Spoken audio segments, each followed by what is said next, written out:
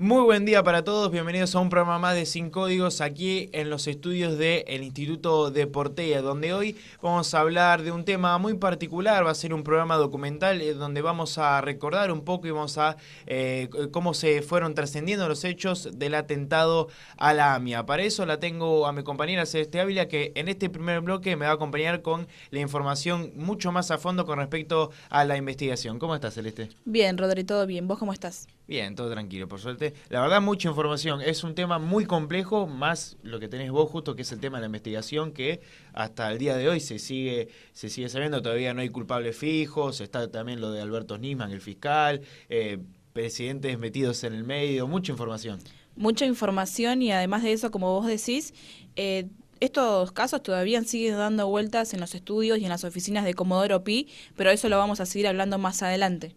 Obviamente hay que recordarle a la gente que no se acuerda, que no está muy del todo informada, que el atentado a la AMIA sucedió el 18 de julio de 1994, aproximadamente a las 9:53 de la mañana, donde un coche bomba fue detonado en la Asociación Mutual Israelita en Argentina, o sea, la AMIA, ubicada en Pasteur al 633 en la ciudad autónoma de Buenos Aires, donde, repetimos, explotó un coche bomba donde dejó un saldo de 85 muertos y también alrededor de 300 heridos, teniendo en cuenta la destrucción del lugar y de la vía pública. Obviamente esto siguió trascendiendo, hay distintos contextos que también lo envuelven al presidente de ese entonces, Carlos Saúl Menem, en donde, bueno, esto dejó 85 muertos que, según se dice en los libros de historia y también los historiadores dicen que es el mayor ataque contra gente judía lejos de Israel, y también algunos dicen que sí, otros que no, que fue el atentado más importante en la historia argentina.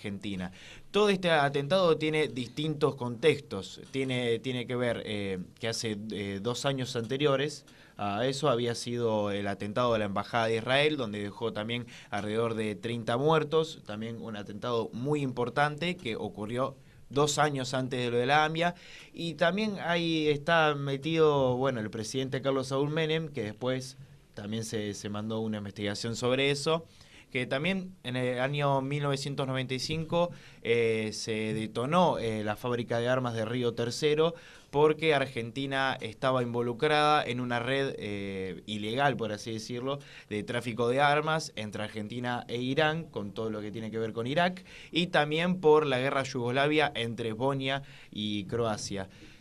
Todo esto se dio en un contexto de 4 o 5 años, en donde prácticamente se dice que está todo conectado entre Carlos Saúl Menem y los gobiernos del Medio Oriente, por así decirlo, pero ahora vamos a hablar un poco sobre el tema de la investigación. Sí, Rodri, la investigación, bien como vos decís, fueron 5 años en los que pasaron muchas cosas y que obviamente da de qué hablar. La investigación sobre el atentado, obviamente se abrió una causa penal el mismo día del hecho, sí, intervino el juzgado criminal correccional número 9, que también es federal, que justamente estaba de turno en ese momento que pasó el hecho. Este juzgado estaba a cargo de Juan José Galeano, que también vamos a contar qué pasó con él después, más adelante, y también en representación del Ministerio Público Fiscal intervinieron algunos fiscales. En ese caso intervino Eamon Mullen, que era el titular de la Fiscalía número 9, y José Barbachía, que también era uno de los fiscales que adjuntaron en el caso, ¿sí? Después de eso, me acordaba cuando decías recién lo que había pasado en 1995, porque en este caso, en 1995 también se tramitó la causa que se la denominó justamente AMIA, por justamente usar solamente las siglas y que no sea de una forma tan larga. Tuvo un único detenido en ese momento, como bien sabrás, Rodri, que era Carlos Alberto Tejeldín, que era el único quizás identificado en el momento de usar este coche bomba que mencionabas vos, que se sospechaba que tenía justamente el explosivo que causó justamente esa tragedia. En Argentina, la investigación básicamente fue dividida en dos. La primera llamada conexión local y la otra se llamaba conexión internacional. tenían diferentes acusados. Una iba por un lado, la otra por el otro, justamente como para no tener todo mezclado y que sea mucho más compleja la situación. Hubo una tercera línea de investigación que se la denominó AMIA residual, que estuvo también a cargo del fiscal Juan José Galiano y los fiscales federales que recién habíamos mencionado, que eran Mullen y Barbachía, pero en 1997 se sumó Alberto Nisman, ¿sí? Eso vamos a estar hablando también más adelante.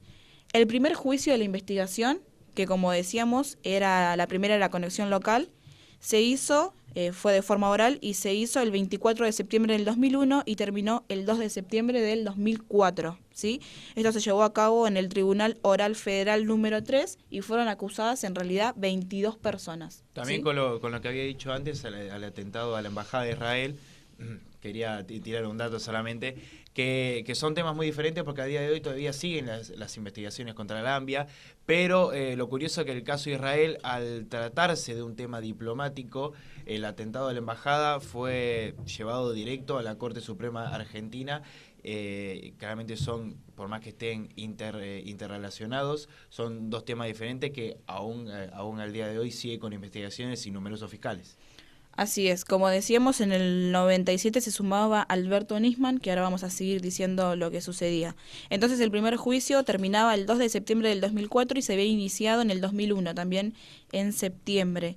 Como decíamos, fueron 22 personas las acusadas en este primer juicio y obviamente el curso del juicio se fueron produciendo algunos testimonios justamente de estas 22 personas que tenían que ir a declarar, tenían que prestar algún tipo de declaración y justamente en el transcurso de este juicio, como decíamos, cuando se terminó este 2 de septiembre del 2004, terminó con testimonios que incriminaban seriamente al juez que estaba a cargo en ese momento, que era Galiano, y esto obviamente provocó su desplazamiento el 1 de diciembre del 2003.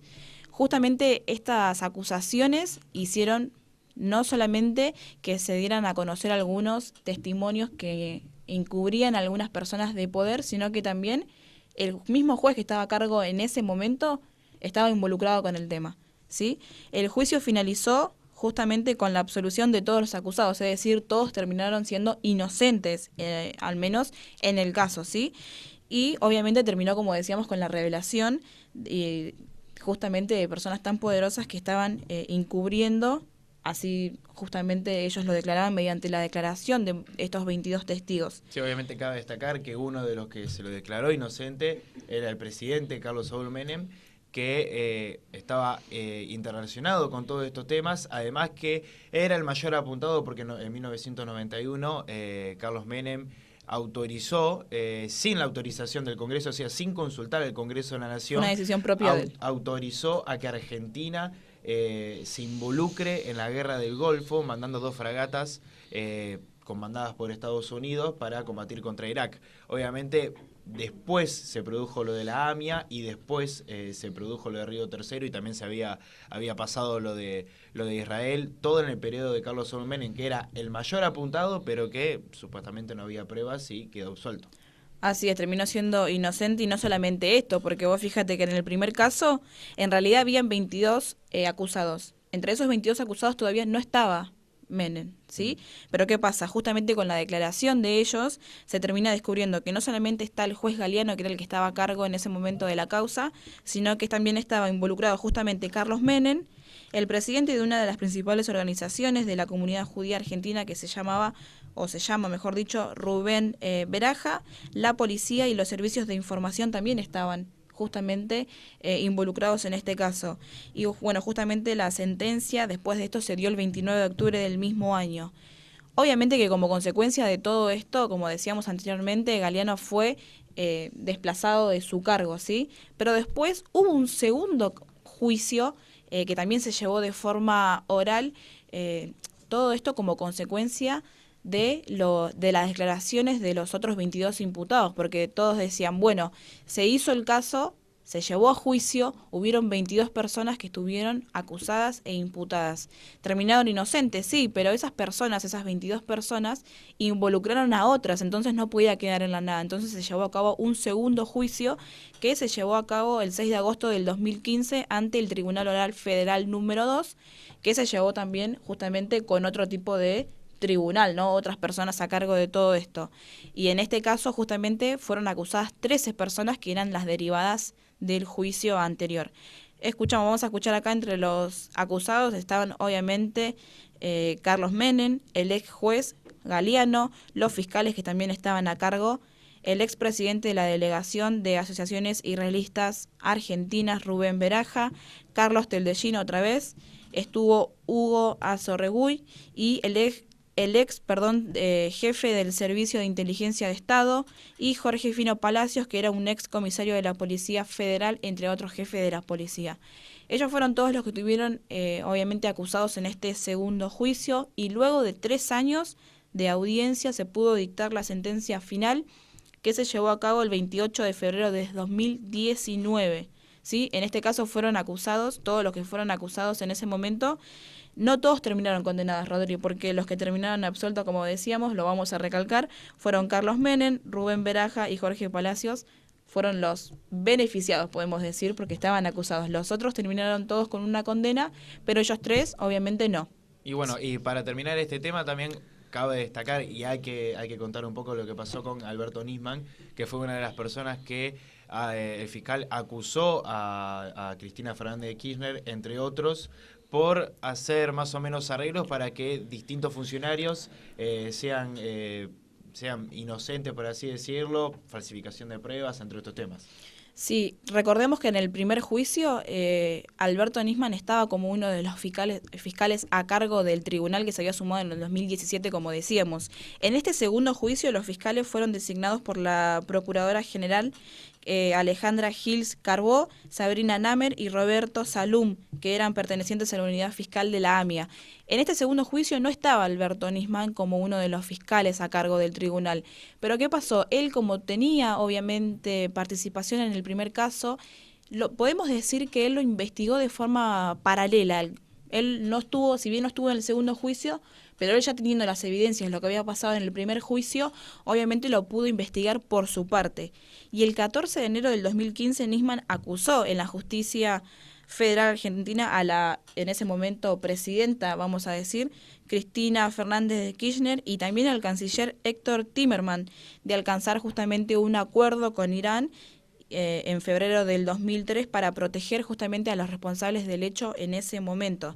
Los delitos por los que lo acusó fueron encubrimiento agravado, incumplimiento del deber de funcionario público y estorbo del acto funcional, y como consecuencia de esto pidió que se le embargaran todos sus bienes. Según un comunicado que, bueno, justamente lo emitió el mismo fiscal Alberto Nisman, una denuncia que más o menos se extendía a 300 páginas, él justamente decía que la presidenta Fernández de Kirchner decía como que ella había intentado borrar todo lo que había borrar a Irán de todo lo que había pasado con la AMIA, ¿sí? Luego de acusarla de tener una alianza entre el Ejecutivo y el terrorismo, 4 días después, el fiscal Alberto Nisman apareció con un tiro en la cabeza en el baño de su departamento. Claramente un tema que al día de hoy sigue con muchas teorías, como un homicidio, está caratulado como un homicidio. Está caratulado como homicidio, sí, desde el año 2017. Sí, y todavía no tiene resolución. Está Lauro Massino, que era el perito informático, que también está acusado, porque es la persona que le dio el arma a Alberto Nisman, pero es un tema que todavía sigue en pie, al igual que la AMIA. Pasó hace ya casi 20 años y sin embargo sigue más de 20 años. 28 años. 28 años. Sigue ya todavía temas de investigación, hay acusados pero absueltos. Obviamente Carlos Saúl Menem falleció hace meses, hace 1 año, 2 años. Sí. Y bueno, esa era una de las acusaciones más importantes que había en el caso de la AMIA, con el tema de la embajada de Israel, con la embajada de Israel, y también lo de Río Tercero. Pero obviamente son todas investigaciones que se siguen haciendo, especialmente el de Alberto Nisman, que a día de hoy es un tema que todavía influye tanto a nivel mediático como a nivel social en Argentina. Sí, que influye y que además, como decías, tampoco tiene resolución, porque recordemos que, como decíamos recién, desde el 2017 está caratulado como homicidio, ¿sí? Como esto, obviamente, como bien decías, hay de esta causa derivaron 5 detenidos, uno que bien lo decías era Lago Marcino y los otros 4 que son justamente los custodios que tenía en ese momento Alberto Nisman. Y como te decía al principio del programa, son casos que todavía siguen dando vueltas en el estudio de Comodoro Pi, como también la denuncia que él mismo concretó contra Cristina Fernández de Kirchner, que si bien está elevada a juicio, todavía no tiene ningún tipo de fecha.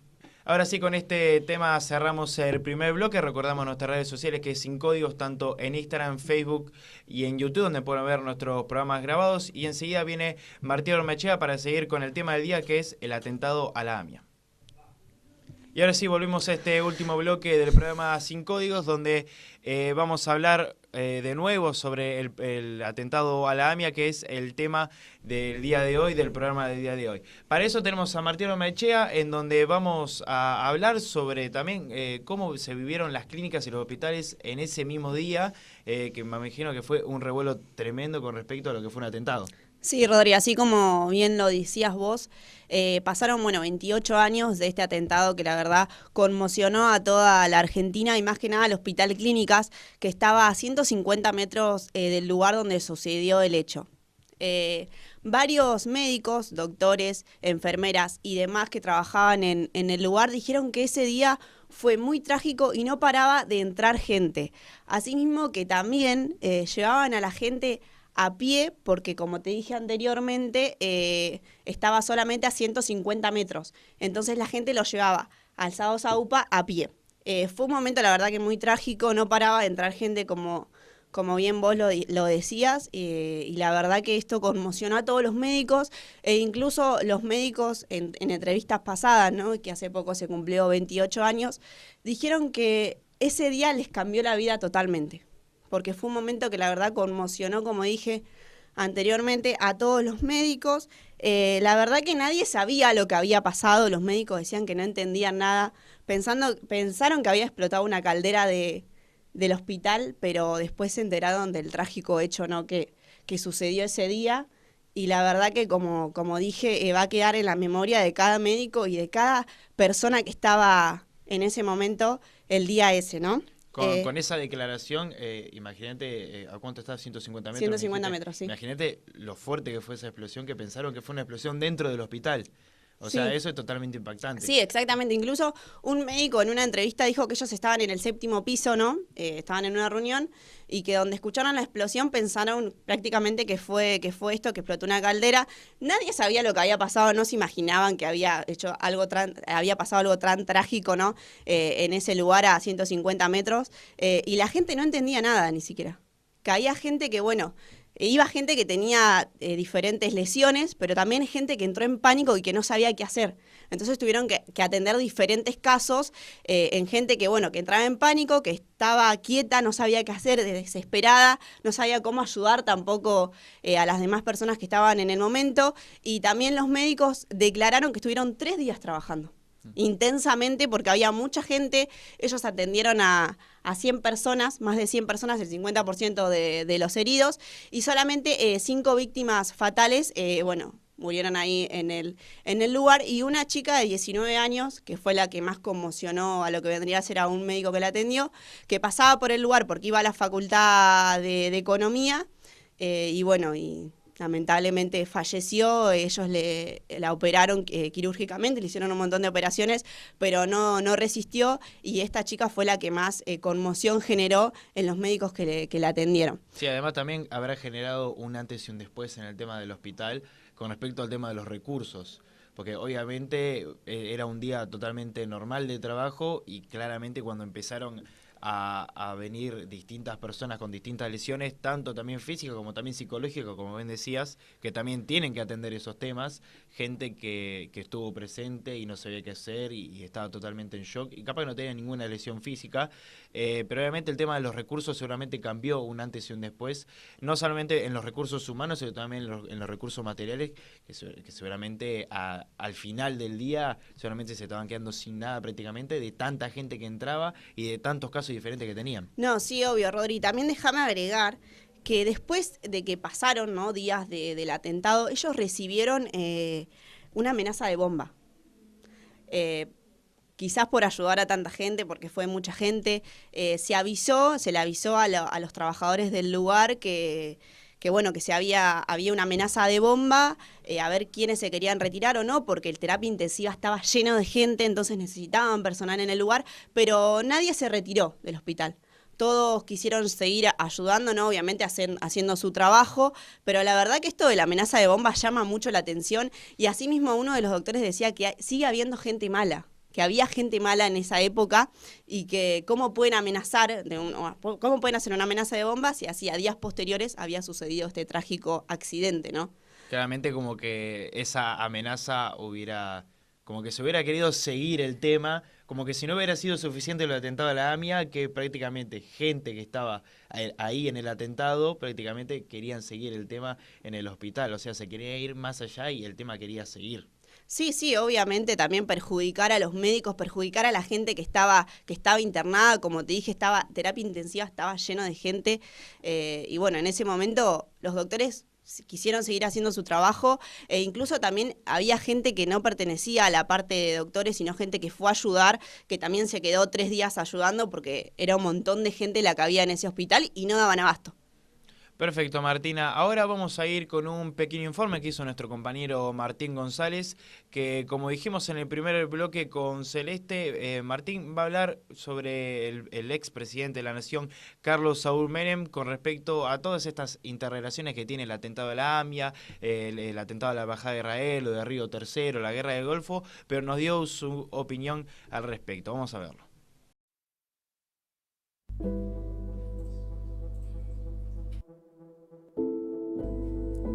Carlos Saúl Menem, en aquel momento presidente, había perpetrado una campaña electoral plagada de promesas, no solo dirigidas al mercado interno, que lo sentaría por su voluntad en Balcarce 50, sino en el exterior, a sinuosos líderes de países poco afectos a las excusas y a las traiciones. El entonces candidato riojano prometió reactores nucleares, soportes tecnológicos y vectores misilísticos a lo largo del Medio Oriente y el Magreb, a Siria, Irán y a Libia, por nombrar algunos países que bien pudieron aportar algunas divisas a las arcas de la campaña presidencial del aspirante hijo de sirios que quería asirse del poder en Argentina. Durante su gobierno hubo 2 hechos trágicos que envolvieron de dudas y sospechas su mandato, perdiendo la reputación de todo lo que había logrado democráticamente. El atentado a la Embajada de Israel en Argentina ocurrió el 17 de marzo de 1992 y tuvo un saldo de 22 muertos y 242 heridos, mientras que el atentado a la AMIA, el más sangriento de ambos, sucedió el 18 de julio de 1994 y dejó 85 fallecidos y 300 heridos.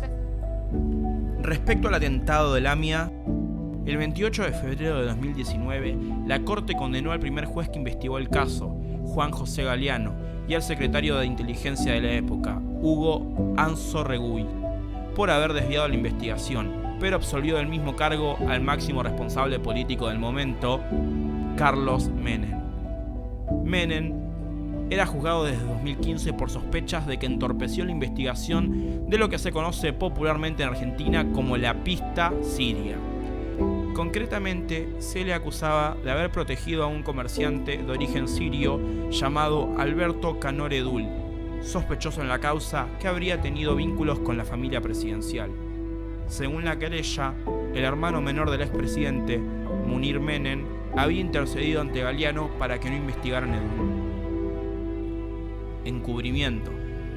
Menem fue desvinculado de los delitos de abuso de autoridad y violación de los deberes de funcionario público y encubrimiento de los que le había imputado la Fiscalía, que había solicitado para él 4 años de prisión, la misma pena que pedían las querellas encabezadas por organizaciones de la comunidad judía.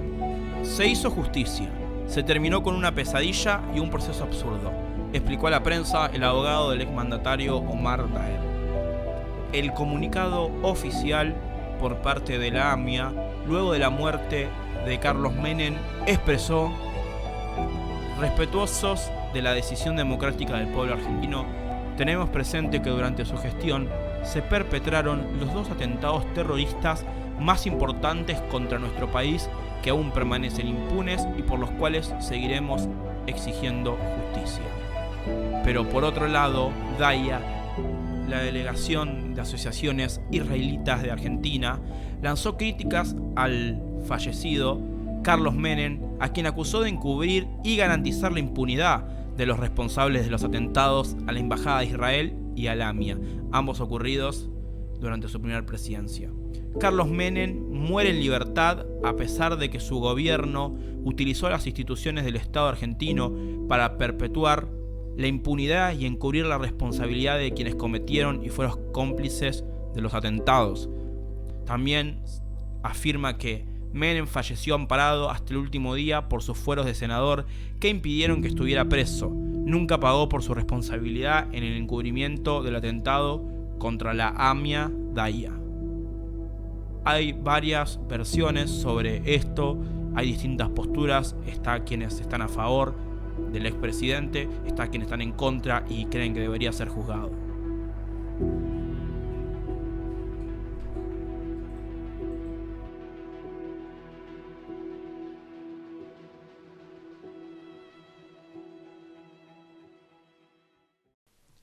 Pasado el informe, nosotros terminamos el programa de hoy. Recordamos nuestras redes sociales, que es Sin Códigos, tanto en Instagram, Facebook, Twitter y también donde pueden ver los programas en YouTube. Así que nada, nos veremos el próximo jueves. Que tengan muy buen fin de semana y nos vemos la próxima.